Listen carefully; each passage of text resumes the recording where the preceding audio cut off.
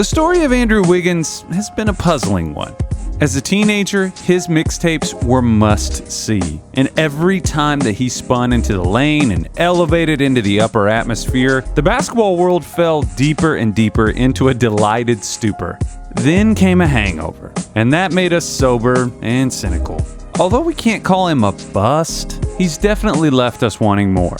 The Minnesota Timberwolves have been scrappy in the early goings of this NBA season, and that's been in large part due to the transcendent play of Karl Anthony Towns. But there have been signs that Andrew Wiggins has taken a step in the right direction. But has he really changed? Did he pull a Brooks and Dunn, see the light, and become a brand new man?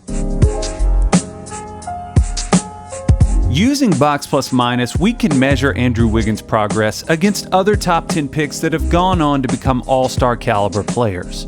The results do seem to match up with the public's perception of Andrew's game, and I think it's fair to say that he's quite a ways off track from where we thought that he would be. We should be clear, though. It hasn't all been bad with Andrew Wiggins. It's just not what we've wanted. We wanted an elite offensive wing that could take over games with his athleticism and shot creation. We've gotten an inconsistent scorer that hasn't really created much of anything for anyone else. We wanted an imposing, long defensive monster that could switch 1 through 4 and guard the other team's best player. We've gotten a guy that gives inconsistent effort and seems to frequently drift into la-la land off the ball. Wiggins' numbers in the early goings of the season are better, and he looks different. Although he's still an inconsistent shooter, he's scoring more and he's racking up more assists. Still, I think that's less about him outright changing and more about his strengths being guided in a more productive direction.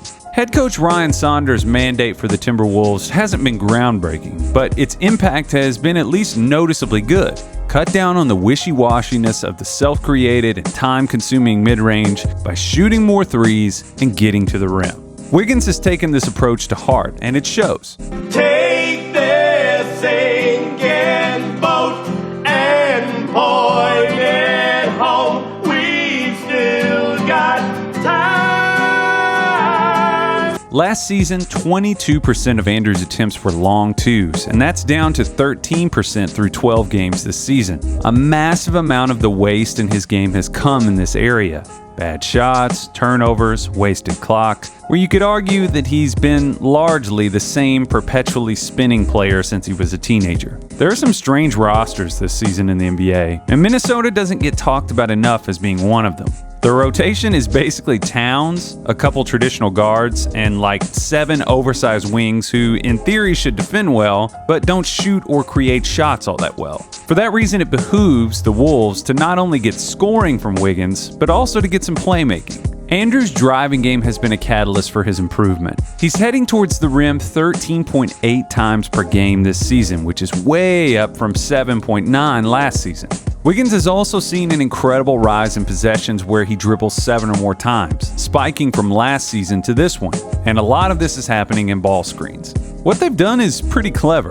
That one change has had a ripple effect. By removing that part of the floor, they've removed indecision and wastefulness, all while empowering him and keeping him engaged. Remember the Juggernaut from X-Men? Part of his power was unlocked by staying in constant movement. That might be part of the idea here. Wiggins' game has never been about craft or trickery. It's primarily been about beating the defender to the spot, striding further, jumping higher, or overwhelming them with size and strength. He's been score first through the first 5 seasons of his career, and that inclination can affect the quality and the timing of his decisions. Although this is exactly what Minnesota wants Andrew to do, it's still a pain point in his offensive game. In this left side ball screen, he accelerates into the paint and gets multiple defenders moving towards the spot to stop him. This should be a playmaking opportunity, but instead of one-hand passing this ball to Jake Layman, who's relocating to shoot on his preferred side of the floor, Wiggins seems unable to improvise in the moment after his first preference was taken away from him. Thus, we get an offensive foul and a turnover. Again, Wiggins here takes a binary view. I either catch and shoot this 3, or I drive this ball immediately. He makes a quick decision, reversing Miles Bridges' path so that he has to decelerate, flip his hips, and accelerate the other direction. Andrew attacks in that moment of imbalance, beats him, and sees that he can get his feet to the outside of the lane, all the way to the square for 2. The Japanese have a saying, a man is whatever room he is in. Ryan Saunders and the Minnesota staff have worked hard to change the room that Andrew is in, and that good faith has clearly caused a stir. It's up to him how much further he wants to take it. Still, it's a long season, and the challenge of consistency on both sides of the ball is a big one for him. Is Andrew Wiggins a brand new man? Maybe not, but it does feel like he's taken a step in a better direction. Let me know if you agree.